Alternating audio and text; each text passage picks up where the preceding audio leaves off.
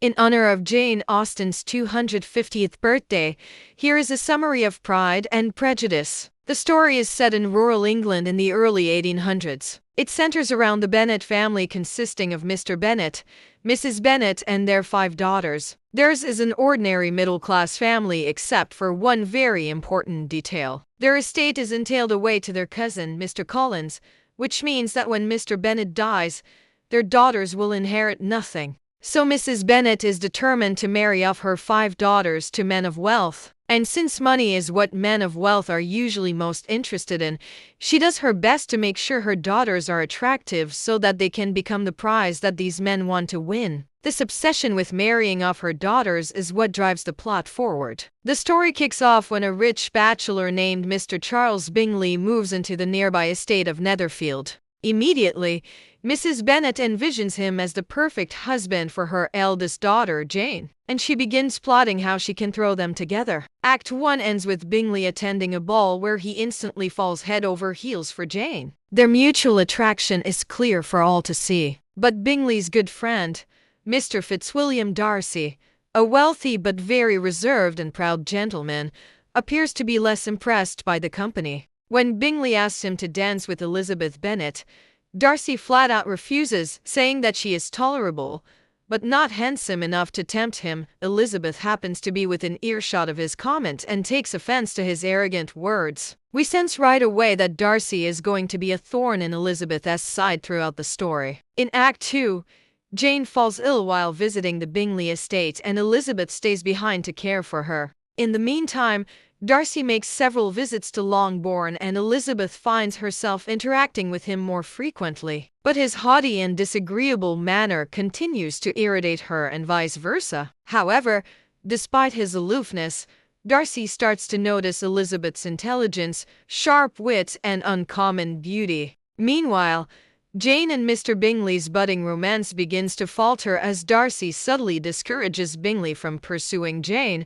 convincing him that Jane's feelings aren't as strong as his own, which isn't actually true. Elizabeth witnesses Darcy's meddling and develops a strong dislike for him, convinced that he's nothing more than a conceited and manipulative snob. In Act 3, the Bennet family is visited by their cousin, Mr. Collins, who has come to propose to one of the daughters. He first asks Jane, but when she refuses, he switches his attention to Elizabeth. His proposal is comical, to say the least. Collins is a pompous and foolish man who thinks he's doing Elizabeth a great favor by offering her his hand in marriage. He doesn't even bother to pretend that he has any genuine affection for her. Elizabeth swiftly and firmly rejects him, which leaves Mrs. Bennet furious and bewildered. How could anyone turn down such a match? She demands to know. But Elizabeth stands her ground. Marriage for the sake of convenience, she tells her mother, would be unbearable. Collins departs,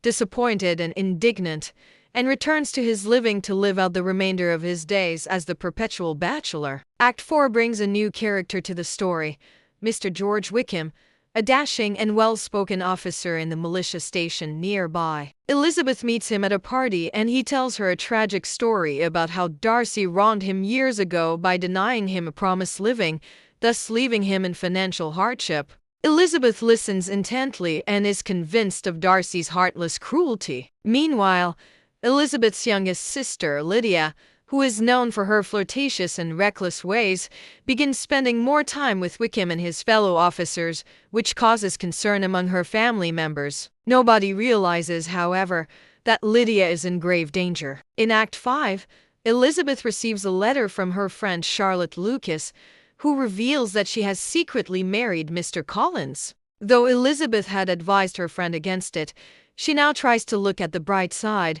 acknowledging that Charlotte is likely to be financially secure for the rest of her life. Meanwhile, back at Longbourn, a horrifying piece of news arrives. Lydia has run off with Wickham, leaving her family in a state of panic. Mr. Bennet is too distraught to do anything, so Mrs. Bennet calls upon the one person she thinks might be able to help them, Mr. Darcy. But he refuses to intervene in the matter, claiming that he's not acquainted with the family. When he learns that it's Bingley's sister, however, he changes his mind and agrees to speak with Wickham. In Act 6, Elizabeth travels with her aunt and uncle, the Gardiners, to visit Charlotte at her home. While there, she receives a letter from her cousin telling her that Darcy has secretly intervened in the Lydia Wickham scandal, paying off Wickham to marry Lydia and thus avoid public disgrace. Elizabeth is shocked to learn of Darcy's involvement and realizes that he must have written her several letters explaining his actions. She remembers receiving letters from him,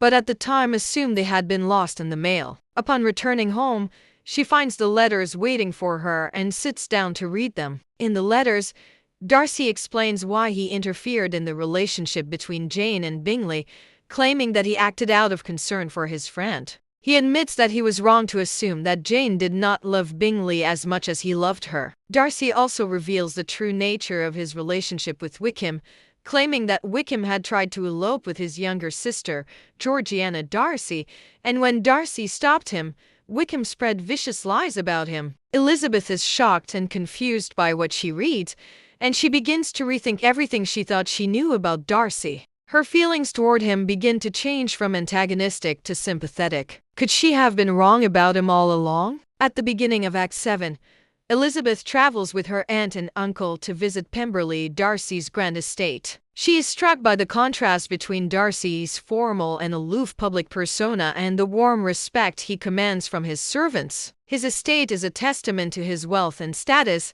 yet it's evident that he's also a generous and kind-hearted man. Suddenly, Darcy arrives back at Pemberley, interrupting Elizabeth's tour of the house. He behaves with surprising warmth and respect toward her, and his attitude is a complete contrast to how he acted in the previous acts. Furthermore, Elizabeth notices that despite his high status, Darcy is humble and unassuming in his interactions with others. By the end of the visit, Elizabeth's feelings for Darcy have shifted dramatically, and she starts to recognize her own pride and prejudice toward him. After Elizabeth returns home, she reflects on her feelings for Darcy and realizes that she loves him. She understands that her initial judgment of him was clouded by her own biases and preconceptions. Act 8 opens with Darcy proposing to Elizabeth again, this time in a more humble and sincere manner. Elizabeth, having come to understand and appreciate his true character, accepts his proposal. The two are united not only in marriage but in mutual respect and affection. In the final act, the novel draws to a close with Elizabeth and Darcy's marriage. The other characters such as Jane and Bingley also find happiness, and the Bennet family, though still flawed, continues to support each other through thick and thin. As Elizabeth and Darcy settle into married life, the novel suggests that they will continue to grow and learn from each other. Elizabeth will temper her quick judgments and Darcy will maintain his humility. And that's a wrap. Thanks for watching. If you enjoyed this summary, don't forget to like and subscribe.